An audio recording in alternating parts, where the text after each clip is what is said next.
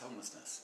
There was a count earlier this year, and they counted 117 homeless people in our city. Now, that is a vast improvement over 3 years earlier. In fact, that's 50% better. So we should be proud of the direction we're moving, but it's unacceptable to have 117 people homeless, sleeping in parks, sleeping in bush, sleeping under bridges. That's unacceptable in any civilized society. So I worry about that, and certainly you're on the Social Development Advisory Committee, and that one of their mandates is to attack that issue and try to prevent that. The reality is this, it is a health issue, and that's the mandate of Fraser Health Authority. That's what they are paid fairly significant amounts of money for. And many of those people, those 117 homeless or whatever it is actually today, are suffering from mental health and addictions.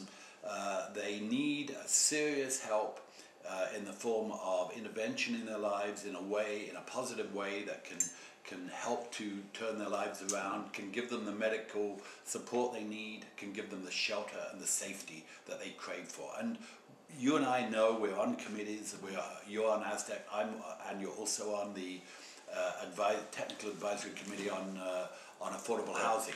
And we're working with church groups, with other non-profit organizations like MCC, More Than a House, Elizabeth Fry organization, some good people to tackle that problem and deal with that. But the thing that's overlooked is that above that limit, above the level of actual homeless people, there's a vastly greater number of people who are at risk of homelessness. They are a large group of people who are barely able to afford the rent that they are paying. They struggle to meet their rent payments. They struggle to meet their mortgage, if they have a mortgage, if they're homeowners. Those are the people that keep me awake at night. Right. There's somewhere in the region, and as you're aware, in the last council meeting, this is very topical. On November the 7th, council received and approved the strategy to deal with that, the affordable housing strategy, which came out of your committee, out of ASDEC, and was also reviewed by the Technical Housing Committee that I'm on.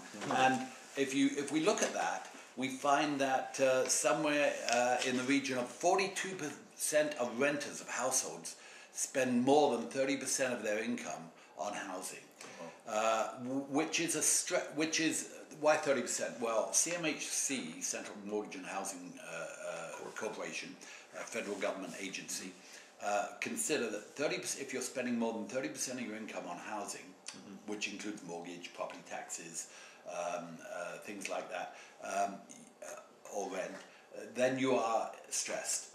You're in a risk category.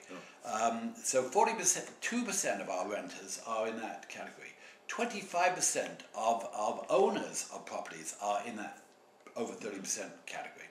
A total of 12,840 households, not people, in Abbotsford are in that situation. Those are the next wave.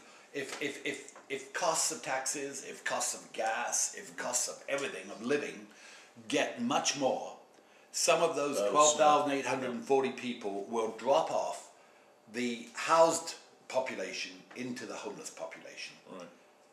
And that should bother all people running for political office. It should bother all levels. Yeah. It should bother all of the local politicians or people who want to be elected, and the provincial and federal governments.